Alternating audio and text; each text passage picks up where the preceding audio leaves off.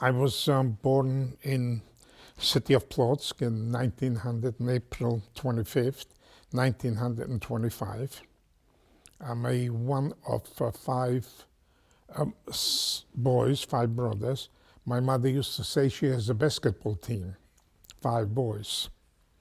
And if you'd see a picture, we go every 2.5 years. The difference is 2.5 years from one to the other. Poland, just like most of the European countries before the war, were not rich countries. Poland was again, I don't want to say a poor, but not a rich country.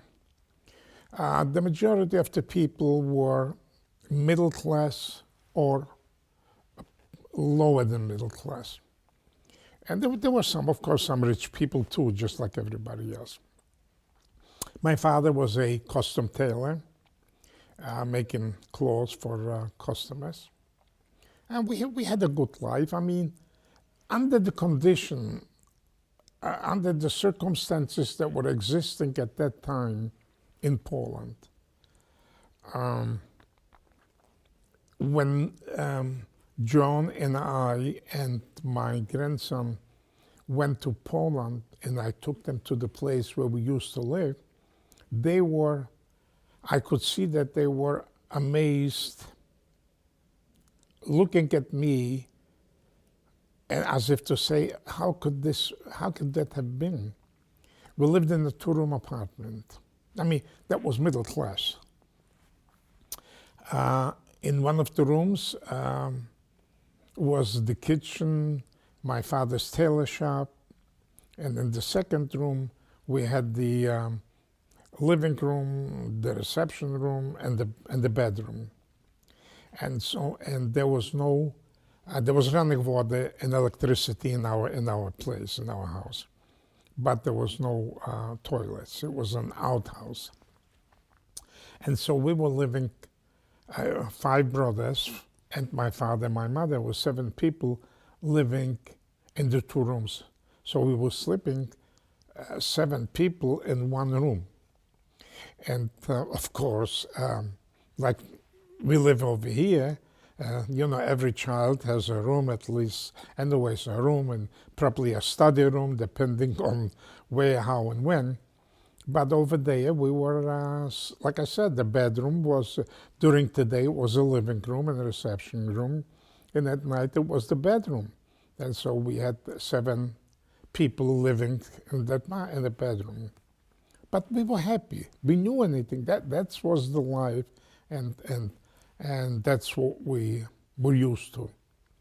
I attended school, and I was active even as a youngster, participating in different sports and belonging to organizations. And then came World War II, September 1st, 1939. When World War II broke out, I was 14 years old. The city of Plotzk, being 90 kilometers from the German border, took the German army 3 days to occupy, to get to the city of Plotzk. So on the 3rd of September, of the 3rd of September, the German army occupied the city of Plotzk. And then everything, of course, changed.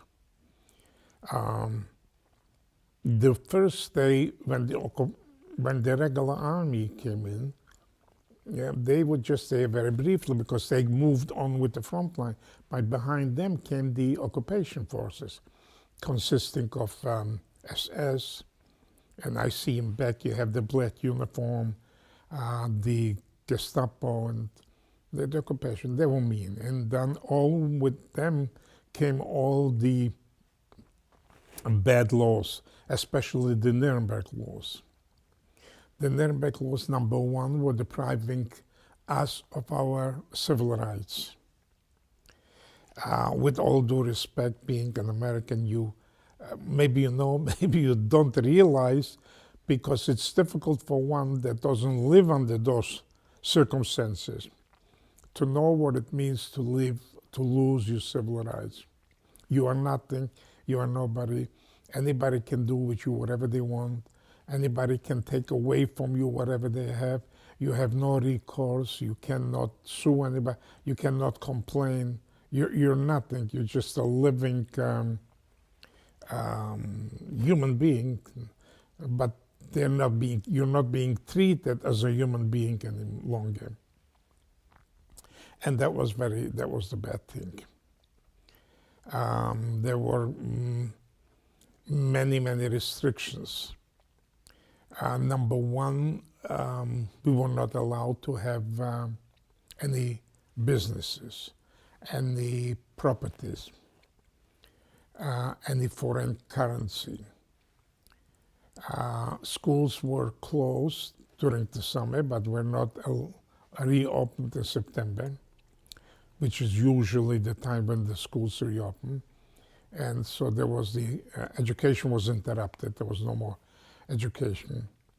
And the Nazis, especially the SS, were very brutal and doing terrible things, beating, torturing. A ghetto was formed, ordering all the Jewish people from the city of Plotzk to assemble in a certain section, in a certain area. And then they had to bring in people from outside area or from the nearby villages. And so now they say that we were living in a two-room apartment, 7 people. They brought in other people, and we had to take in another family, probably of the same size. So imagine now you could have 10, 12, 14 or more people living in a two-room apartment, or you had a one room for the whole thing. And the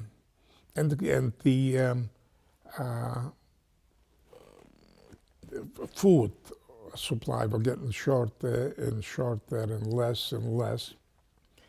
And then you had to report especially men from the age of 15, 16 to 45 or 50 had to report for work. In order to get a food card, you had to report for work. If you didn't, so you didn't get the food card, so you couldn't get any food. What was the work? Some of them, of course, there's always something that is needed, but most of the time it was just to incriminate the people to do things that were not necessary at all. For instance, let's say there were a pile of rocks. We were ordered one day to take the rocks and carry them by hand, say a little distance. The next day we had to bring them back. They picked specially on the religious people to give them, to dehumanize them. For instance, they gave them a bucket with water and a brush to scrub the streets. And beating and torturing, and people started to disappear. They would pick up people, and nobody knew where they went, what happened to them, and there were no place to inquire about it because nobody would tell you what happened. If they told, they said they were sent to work to the east, and they're working there. The city of Plotzk, being 90 kilometers from the German border, was in 1940 incorporated into the Third Reich, into Germany, and therefore declared what they called Judenrein, free of Jews. And so in the middle of the night, SS men with dogs and flying rifle butts ordered everybody out without prior warning. We had to leave everything behind. Imagine where you have in your family, I don't know, probably from generations, items or things, but whatever it is, to you could be sentimental, although maybe not of monetary value, but of sentimental value. But here you were ordered to leave everything behind and leave leave your house. From there, we were assembled in on the streets and shipped out to a concentration camp. To a camp at that time, it was not a concentration camp; it was a transit camp in East Prussia.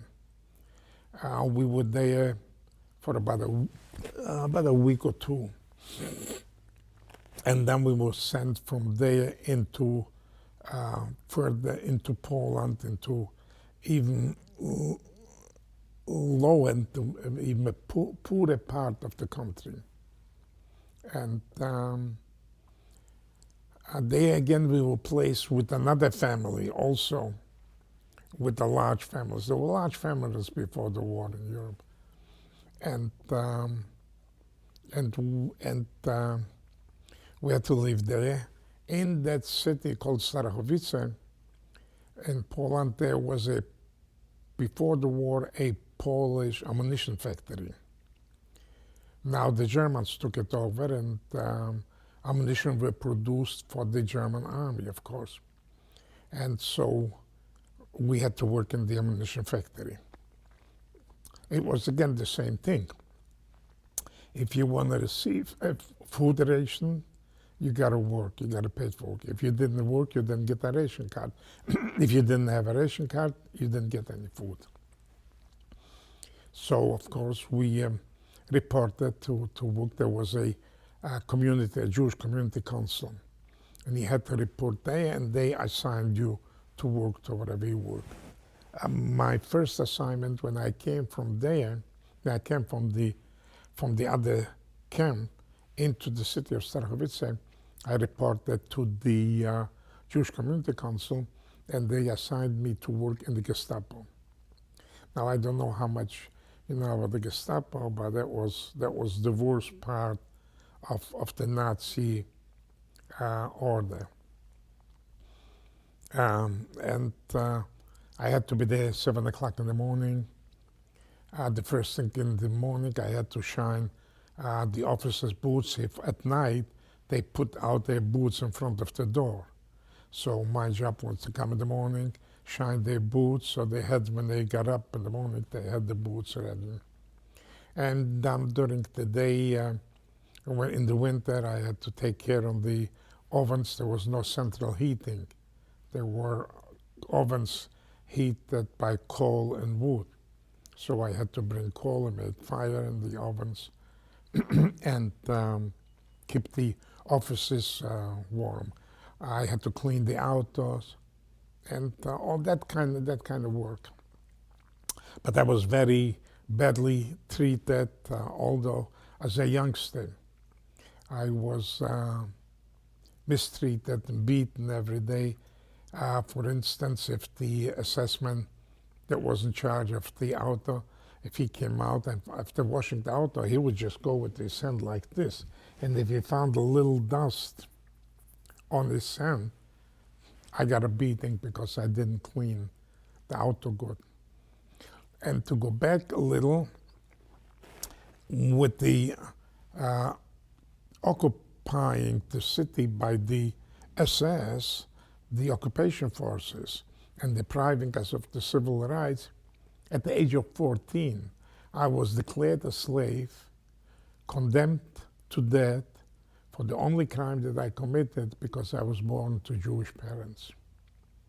And so there, my verdict came that I had no right to live, that I got my death penalty. I'm only living, including not only myself, but the entire Jewish population, for as long as we can perform work for the German military, for the German government. And so I was very mistreated there as a youngster. And so I went to the Jewish Community Council and complained and says, that I'm being mistreated and beaten. And so they changed my job and sent me to the ammunition factory. Excuse me, so now I was working in the ammunition factory producing 105 millimeter artillery shells for the German army. You can imagine how I felt in my heart that here I was hoping and praying every minute for Germany to lose the war.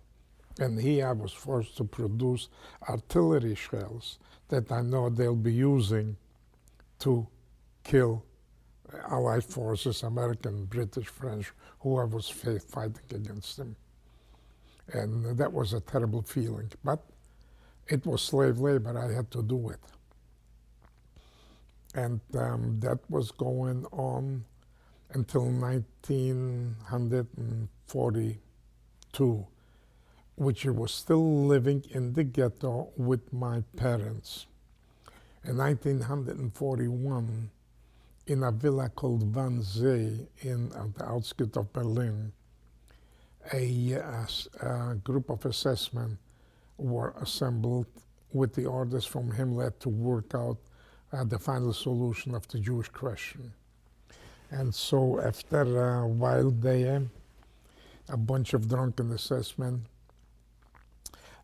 declared the final solution, and that the Jewish people, those that are now under the German occupation and those that will come under the German occupation later on, have to be exterminated.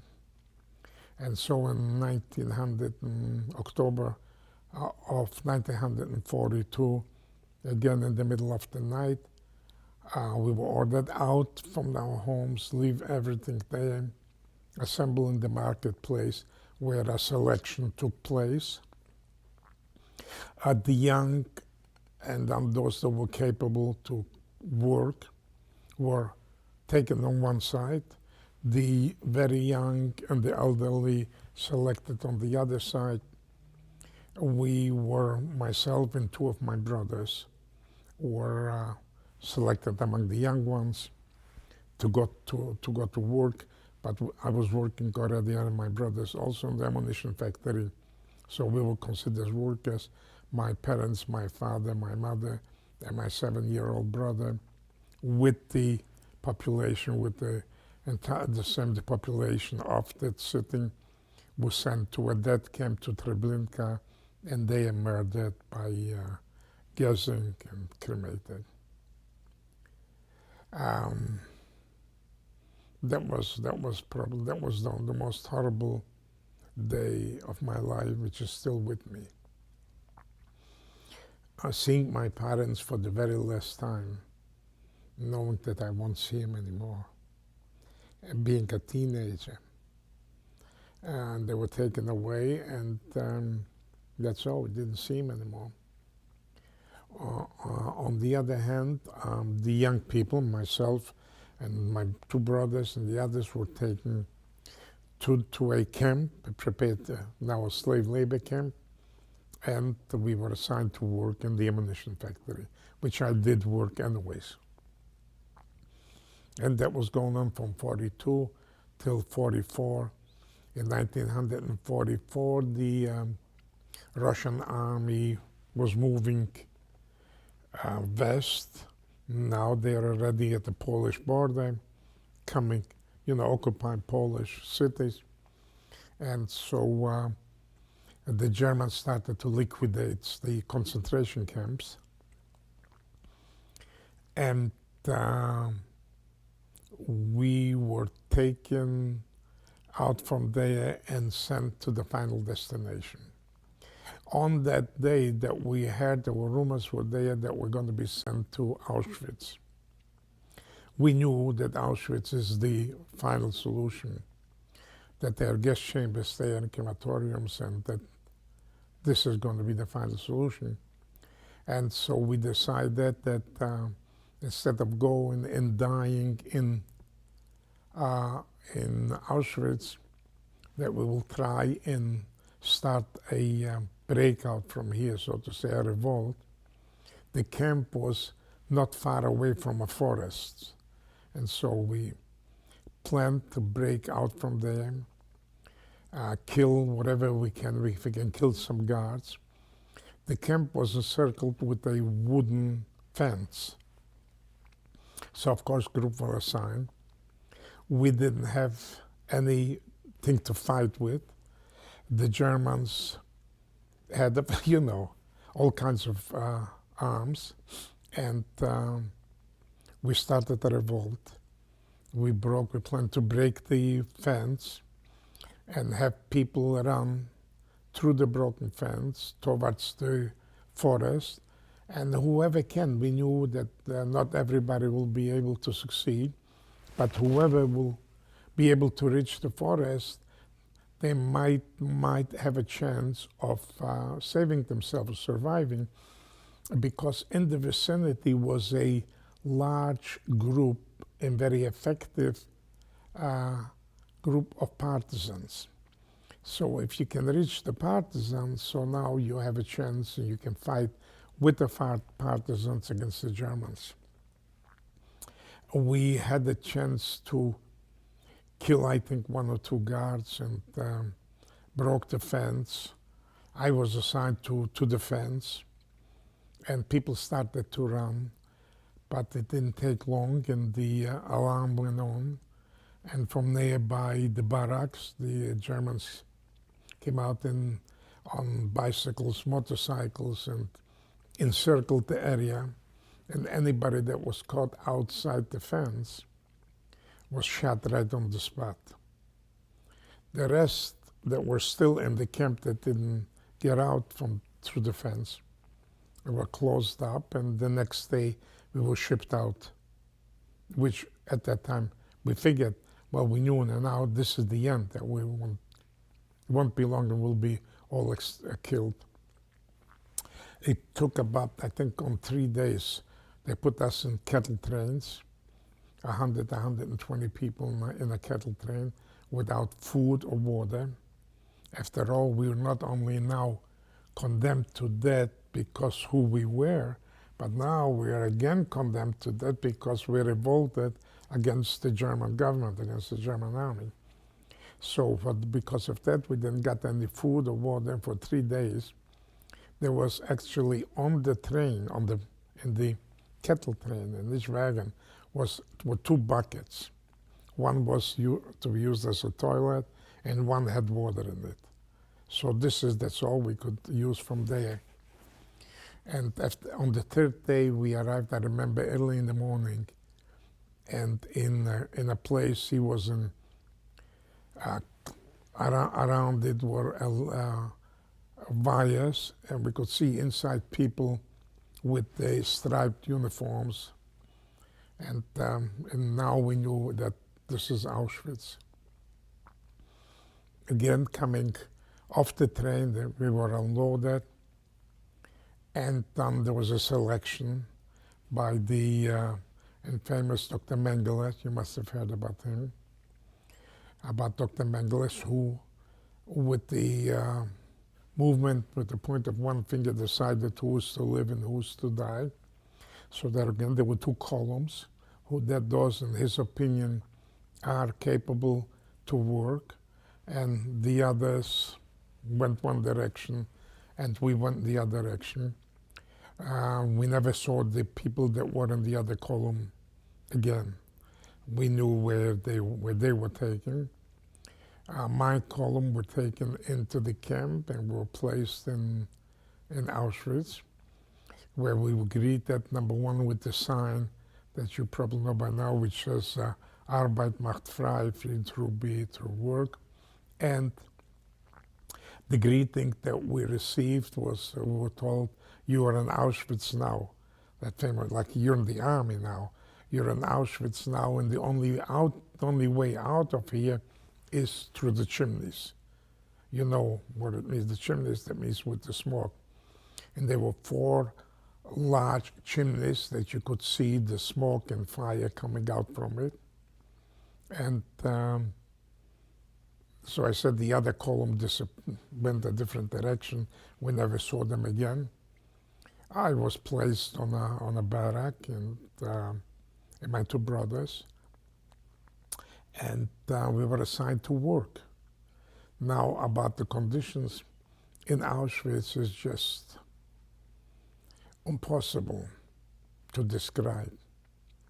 to know that such a place ever existed on this planet, operated by human beings, by a government, the atrocities, what took place there is just unbelievable and cannot be described. You must remember that in Auschwitz was not only Jews, there were all nationalities, even prisoners of war. There was a large group of Russian prisoners of war. There were Americans, there were, like I said, nationalities from all over the world. And the gas chambers were working every day, transports were arriving, where they were bringing people. Again, the same thing, the young and the elderly were taken to the gas chambers, gassed, cremated, the ashes spread into the river Wisla or used for fertilizer. And that's that what was going on, and there were people being murdered day in and day out, and the life and circumstances are undescribable. There were people that you had every day, you know, the wires that were around Auschwitz were the high voltage wires. And so some people that couldn't take the atrocities and the torture and the lack of food would throw themselves on the high voltage wires because they said, what's the use? Nobody comes out from here. Until 1944, when I was there, there was nobody up till that time that ever came out alive from Auschwitz. Once you got in there behind those high voltage wires, that was it, that was the end. And again, life was just beyond explanation. Then in 1900, at the end of 1944, the Russian army was on the move and coming closer, and so the Germans were shutting down the concentration camps. There were 6 concentration camps, death camps. There were many concentration camps, but there were 6 death camps. And they closed down the death camps and tried to cover up what took place there so the Allied forces won't know, won't see what happened. And so people, they started to liquidate people, but the time was getting very short because the Russians were moving fast. And they also, there were a fight between 2 parts, so to say, a rift between 2 parts in the German government. One was the SS, Himmler, and Eichmann, who wanted to exterminate all the Jews. On the other hand, were those that were producing or working to supply the German army with ammunition or whatever is needed. And so they needed the labor, the slave labor. And here they got the people, so they wanted the people still to keep alive, but as long as they can produce to supply the German army with the needed material. And so evidently I was with that group that they selected and sent from Auschwitz to, actually first to another camp in Stutthof. It was near Gdansk. And from there we were sent deep into Germany to work there, because even while the Allied armies were in the West, were already on the German border or part of Germany, and the East, the Russian, but Hitler, you know, was still promising the German people that they will win the war, that he is working on a secret weapon. Well, it was at that time was the V1 and V2 with, what's his name? Werner von Braun, which then came to the United States and worked for us. But they were also working on the atom bomb, you know, before even the United States worked on it. And so maybe that's what I had but he said that they're working on a secret weapon and that they're still going to win the war. Thank God that they didn't develop the atom bomb. But they still needed the slave labor. And so we were sent to Germany and put there to work. First, I was placed near the city of Stuttgart, where the Germans built an airfield for night fighters for the protection of the city of Stuttgart. And so I was placed there with 600 other people, where we built first a highway to bring supplies to the airport. We had to be ready. That was already the winter 41, 40, 44, 45.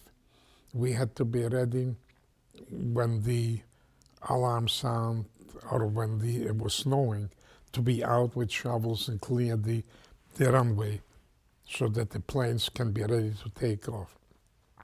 They had stationed there night fighters. And so we were doing the maintenance there of the highway, build the highway, support that, and things like that. I was assigned to work in a quarry. You know what, the quarry is breaking stones from large stone to small, to sand to pebble that were being used for the highway. And also ready to fix the runway, because there were the Allied forces, especially the Americans, were bombing the runways, the airfield, and so we had to come out and patch it up and fix it up so the fighters can get up. And then one day, the American planes came.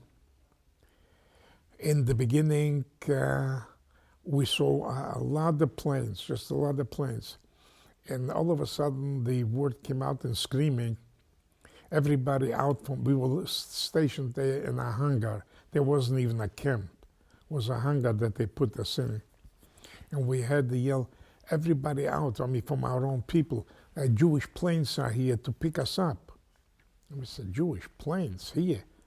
Where did the Jews have planes? And where did they get pilots? You know, the American plane has the star, but it is a 5-star. The Star of David is 6, but we didn't know that. It was, we saw blue plane with the light blue, with the star underneath on the fuselage, and they were flying so low that you could read the numbers. And they were destroyed. They destroyed every plane that was stationed on the runway, the barracks of the airmen, the runway. Some of our people also got killed from the machine gunning, because people were running now towards the planes. I said, Jewish planes, everybody wanted to get first on the planes. But they destroyed everything. And so we weren't needed anymore. And so we were sent to another camp where the Germans were producing now, they lost Romania, where they were getting the oil, gasoline, oil from there. So now they tried to get shale oil, shale from rocks. And so they built a factory there. And so we were taken there. But again, that was already 1945. Again, the Americans came, and the Americans were bombing during the day and the British at night, or vice versa. But every day there was no German Air Force any longer. The American planes were flying there at will and bombing, destroyed that factory, and so we were not needed anymore. And so now the end was that we have to be destroyed. The order came from Himmler that no Jewish prisoners should fall into the hands of the Allies. And so we were taken on the Dead March. And that was the other horrible thing, because we were taken to a destination where we were to be killed. So we were marching down to South Tyrol, South Tyrol or Tyrol, whatever you call it.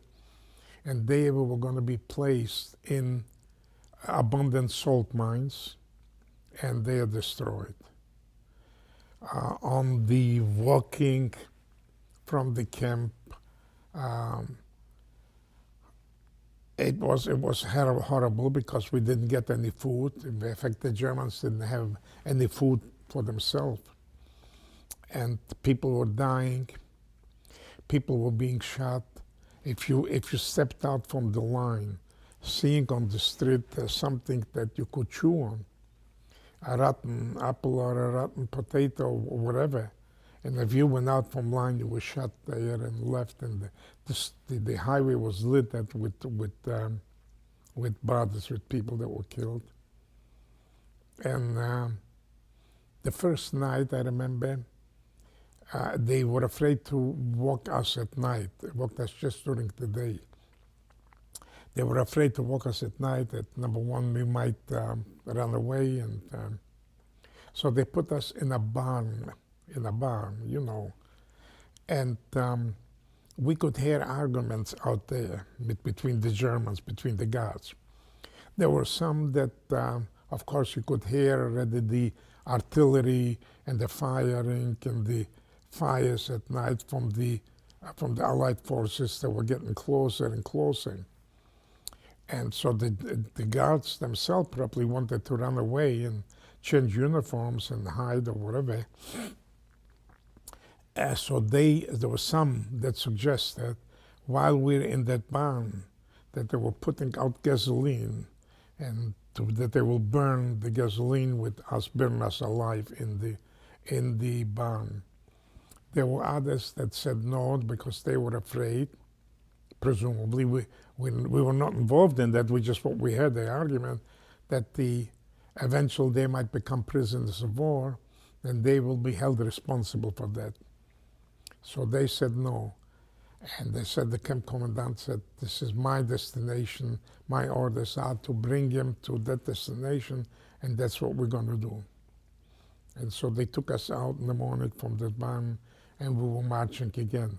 On the second day, it was already, the Allies, like I said, were around. And there was no place to go. As a matter of fact, on the third day we were walking already in circles. And then I remember we came to a bridge, and the guards were going to take us across the bridge. But when we came to the bridge, there were German engineers attaching dynamite to the bridge to blow up the bridge, because the Americans were already on the other side, so that the Americans cannot cross the river. And so we could hear the engineers saying that you cannot cross the river. The Americans are already over there on the other side. But if you want, you can put them on the bridge and we'll blow up the bridge. So we'll blow up with them and kill them in this way. Again, they didn't agree with that. We were taken off of the bridge, kept on marching, and then later on during the day, the camp commandant got on the front. They had wagons. We were the horses pulling the wagons, where the Germans, the guards, had their belongings. Instead of carrying, they got the wagons, got up on one of the wagons and said, was on the highway through the forest, the Black Forest. I don't know where they had the Schwarzwald, the Black Forest. And the camp commandant went up on the wagon and said, there's a village ahead here. The guards are tired, and I know you're tired. All of a sudden, they started to feel sorry for us. Says, the guards are, we're going to go into the village to clean up and refresh. And I order you to get off of the highway to sit at the wayside. So now for the first time in 5.5 years, we were going to be free. I mean, without the guards, they let us sit free. And he ordered the guards not as so that they shouldn't run, not as losers, but still as a army. Ordered them to assemble and other march forward. And of course, as soon as they took the first steps, we started to run in both directions to the forest.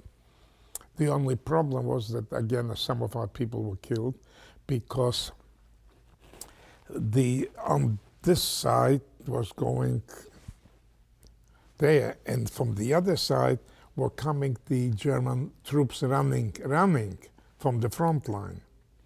And there was the forest, so we were running right into their path and seeing people, with striped uniforms. And again, they didn't know whether we were running to attack them or whatever. Some just were shooting for, because they knew who we were.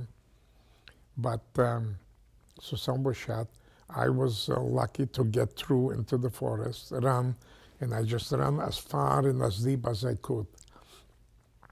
Then later on, deep in the forest, where it's very thick, there were a few other people, 4 others, and so there were 5 of us that got together, and we decided that we're going to stick together.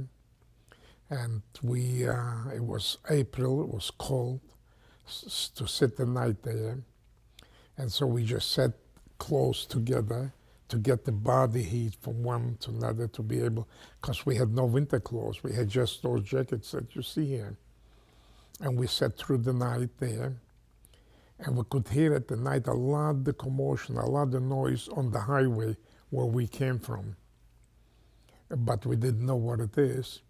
In the morning, we had one guy, we didn't want to go down, but they had one volunteer who said he's going to climb down and see what's happening on the highway. He went down, and then later he came back like Santa Claus with a blanket over his back, and with all kinds of goodies. He says, the Allies are here, and there's a truck turned over right at the edge of the forest with all kinds of supplies, with all kinds of goodies, chocolates and canned goods. And so he brought up to us. We sat down, we had a fiesta, ate some of that, and then we went down to the highway, and we thought it's American because it was American tanks, American trucks, American uniform, but it was the French. It was the Free French Army. And they picked us up and put us into the near close by city of Sigmaringen, placed us there in a school. But it looked like that the French had experience proper liberating or finding other survivors, because it didn't take long, and came that the nurses came and doctors in a field kitchen where they gave us food and nurses and doctors to help us. And then they ordered the nearby villages that every German had to take in some of our people in to their homes, clean us and give us food and give us shelter there. And so I was placed there with another boy with a German family, and we were staying there. In the beginning, I didn't know what happened. I was numb. I didn't realize, and most of us, we didn't realize what happened, where we are, and what this is. Being 5.5 years on the condition, on the guard, and being ordered, and being told what to do, and live under the worst condition. And now, what does it mean to be free? To go wherever you want, to get up in the morning when you want, to go to sleep when you want. And we didn't comprehend what's going on here, whether it is just like that camp commandant said, we're going to come back and pick you up again, but then the Allied armies are here, so that's impossible. But after about a week, I remember just one day I broke down. I was crying hysterical. I was screaming, who am I? I had no name, I had a number. My number is, that's what I was called. In the camps, I was called a number, not the name. I says, who am I? Where am I going? What am I going to do? Where is my family? Is anybody alive? Am I the only one?